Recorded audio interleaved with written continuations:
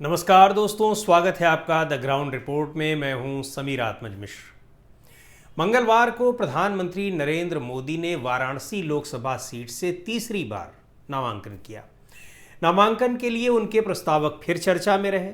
हालांकि नामांकन के पहले और बाद का एक एक घटनाक्रम चर्चा में रहता ही है, लेकिन प्रस्तावक खासतौर पर चर्चा में रहे। दिलचस्प बात यह भी है कि और किसी भी नेता के प्रस्तावक की कहीं कोई चर्चा नहीं मिलती। खैर, मोदी जी के इससे पहले के प्रस्तावक भी चर्चा में रहे थे, तो पहले जान लेते हैं कि प्रस्तावक कौन हैं और उसके बाद जानेंगे कि प्रस्तावक होते क्यों हैं और इनकी उपयोगिता क्या होती है। इस साल प्रधानमंत्री के 4 प्रस्तावक, उनके नामांकन में 4 प्रस्तावक रहे पंडित गणेश्वर शास्त्री, बैजनाथ पटेल, लालचंद कुशवाहा और संजय सोनकर। शास्त्री जी वही व्यक्ति हैं जिन्होंने अयोध्या में राम मंदिर की प्राण प्रतिष्ठा का मुहूर्त निकाला था, ब्राह्मण हैं। बैजनाथ पटेल संघ से जुड़े रहे हैं, ओबीसी हैं।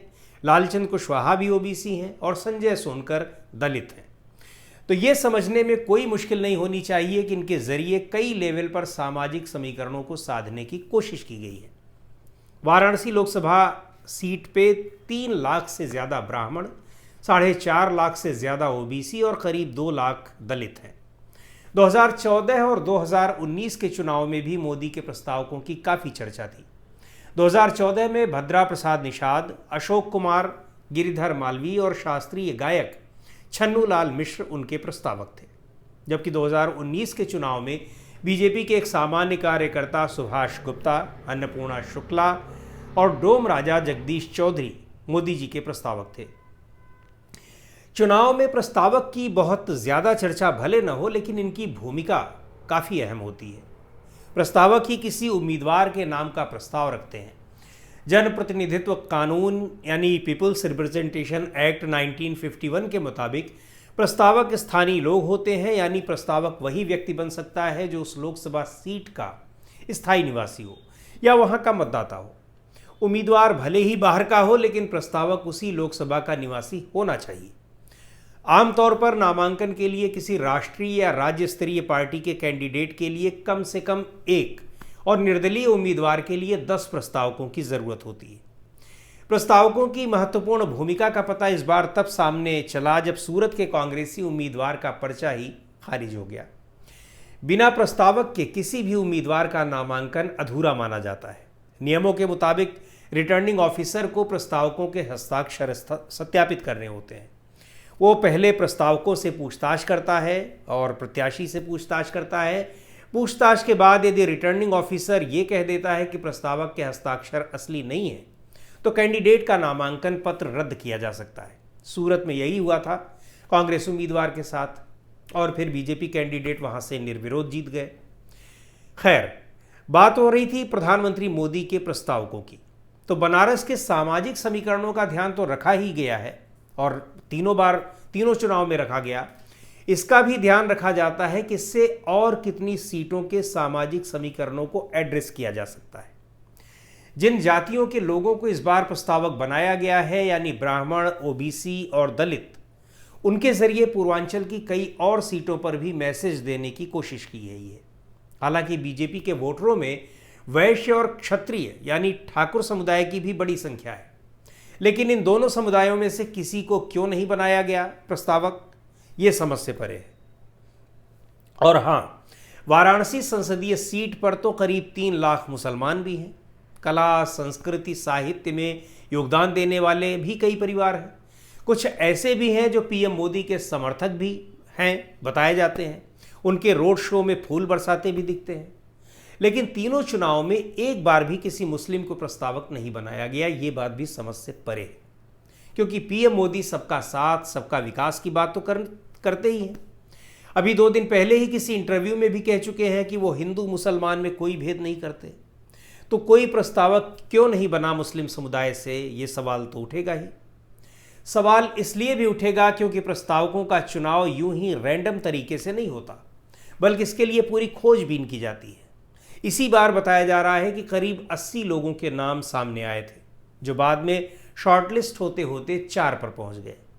अब ये नहीं पता चला है कि 80 लोगों में से क्षत्रिय, वैश्य या मुस्लिम समुदाय के कोई नाम शामिल थे या नहीं। बहरहाल प्रस्तावक के तौर पर नाम शामिल हो जाने से भी ऐसा नहीं है कि प्रस्तावक को कोई वीआईपी दर्जा मिल जाता है या बनारस में ही कोई बहुत उसको वीआईपी दर्जा मिल गया कि ये प्रधानमंत्री मोदी के प्रस्तावक है। यहाँ तक कि वीआईपी दर्जे में शामिल लोगों का भी क्या हाल होता है ये शास्त्रीय संगीत के जानकार, शास्त्रीय गायक, विद्वान छन्नू लाल मिश्र की स्थिति से समझा जा सकता है। पंडित छन्नू लाल मिश्र मोदी जी के पहले लोकसभा चुनाव में प्रस्तावक थे, यानी 2014 में जब मोदी जी पहली बार वाराणसी से चुनावी मैदान में थे और बीजेपी ने उन्हें प्रधानमंत्री पद का उम्मीदवार बनाया था। पार्टी के वरिष्ठ नेता डॉक्टर मुरली मनोहर जोशी का टिकट काटकर जोशी जी नाराज भी हो गए थे। बाद में उनकी नाराजगी को दूर करने के लिए उन्हें मार्गदर्शक मंडल में डाल दिया गया। तो अप्रैल 2021 की बात है, पूरा देश कोविड की दूसरी लहर में त्राही त्राही कर रहा था। छन्नू लाल मिश्र की पत्नी और बेटी भी वाराणसी के एक अस्पताल में भर्ती थी। बाद में दोनों की मृत्यु हो गई। पंडित छन्नू लाल मिश्र दोनों को बचाने की गुहार लगाते रहे, उनका पूरा परिवार गुहार लगाता रहा, लेकिन न तो अस्पताल ने और न ही प्रशासन ने उनकी तरफ कोई बयान दिया। पत्नी और बेटी वैसे ही मौत के मुंह में चली गईं जैसे उन दिनों सैकड़ों हजारों लोग हर दिन जा रहे थे। बाद में छन्नू लाल मिश्र ने अपनी पीड़ा मीडिया के सामने व्यक्त की, अस्पताल पर लापरवाही का आरोप लगाया, जांच की मांग की।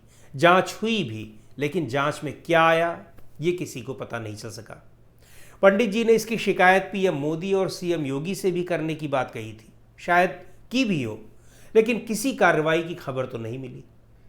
तो कहने का मतलब ये कि प्रस्तावक 2-4 दिन चर्चा में तो रहते हैं, इनके जरिए सामाजिक समीकरणों को साधने की कोशिश भी होती है और समीकरण सधते भी हैं, लेकिन प्रस्तावक के तौर पर साधे गए ये लोग बाद में उसी तरह अपने हाल पर छोड़ दिए जाते हैं जैसे कि कार्यसिद्धि के बाद तमाम दूसरे लोग। छन्नू लाल मिश्र और उनके परिवार की पीड़ा को बेहद करीब से देखा था। पंडित जी कई दिनों तक कुछ नहीं बोले थे। परिवार के लोग भले ही बहुत गुस्से में थे, लेकिन आखिरकार करीब 2-3 हफ्ते के बाद उनका भी धैर्य जवाब दे गया था। कल पीएम मोदी के नामांकन के दौरान जब प्रस्तावकों का महिमा मंडन देखा तो छन्नू लाल मिश्र की कहानी याद आ गई। सोचा आप लोगों को भी याद दिला दूं। तो आज की इस वीडियो में इतना ही। अगले वीडियो में फिर मिलेंगे एक नए विषय के साथ, एक नए टॉपिक के साथ। द ग्राउंड रिपोर्ट के यूट्यूब चैनल को आपने अब तक सब्सक्राइब न किया हो तो ज़रूर कर लें। हमारे वीडियोस को लाइक करें, शेयर करें और अपने सुझाव भी हमें ज़रूर भेजें।